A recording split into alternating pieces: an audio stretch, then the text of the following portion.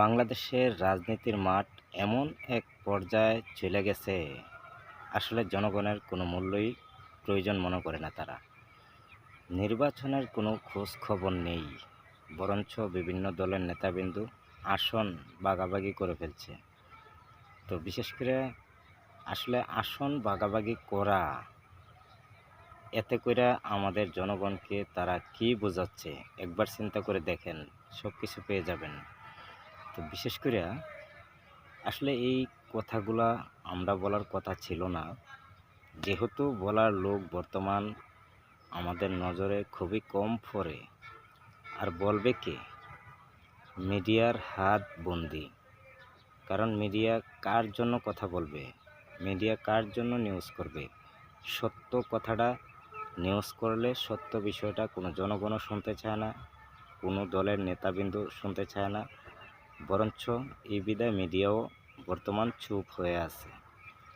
Media চিন্তা করে দেখছে যে আসলে নিউজ করব যাদের জন্য, তারাই যেহেতু আমাদেরকে দেখতে রাজি নন, তারাই যেহেতু আমাদের কথা শুনতে রাজি নন, তো আমরা সত্য মিথ্যা কোনো মতে নিউজ পরিচালনা করার দায়িত্ব কোনো মতে পরিচালনা করা যায়। কারণ কার জন্য নিউজটা করবে বলেন?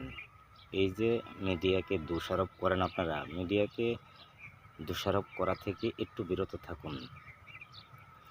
যদি একটা দলের প্রতি সত্য রেকর্ড ধরে তোলে, এই মিডিয়ার প্রতি এই দলের নেতাবিন্দুরা সারা দিন রাত 24 ঘন্টা লেগে থাকে কখন এই মিডিয়া লোকটাকে ক্ষতি করা যায়, কখন এই মিডিয়াকে আত্মাও ভাঙা যায়, এমন একটা পরিস্থিতি বর্তমান। তার জন্য মিডিয়া চুপ হয়ে আছে। তো বিশেষ করে রাজনীতির মাঠ যে পর্যায়ে এখন বর্তমানে আমরা প্রেক্ষাপট অনুসরণ করে দেখতে পাই, তাতে মনে হয় নির্বাচন হোক সে না হোক, তাদের আসনের দরকার।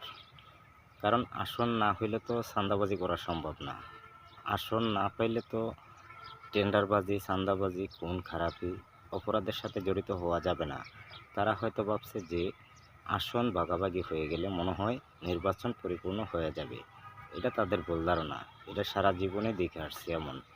তো বিশেষ করে আসন মূল কথা না, আসন ভাগাভাগি নির্বাচনের পরও আসন ভাগাভাগি হয়, এতে করে কোনো সমস্যা নাই। কিন্তু নির্বাচনের কোনো খোঁজখবর নাই, যারা নিয়ে আসন ভাগাভাগি করে, তো বাংলাদেশের জনগণকে কয়বার তারা বিক্রি করার চেষ্টা করবে একবার আপনারা বিবেচনা করে দেখেন।